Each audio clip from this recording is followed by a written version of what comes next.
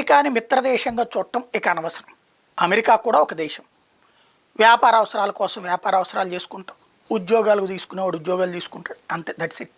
అంతకుమించి అమెరికా ఒక ప్రజాస్వామ్య దేశం అని కానీ, లేదంటే అమెరికా ఒక బాధ్యతాయుతమైన దేశం అని కానీ పోచుకోలు కబుర్లు ఎవరు చెప్పద్దు ఇక.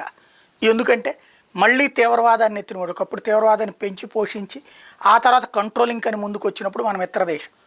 ఇప్పుడు అదే కంట్రోల్ వదిలేసి తీవ్రవాదులతో సాగుతున్నటువంటి దేశం అది.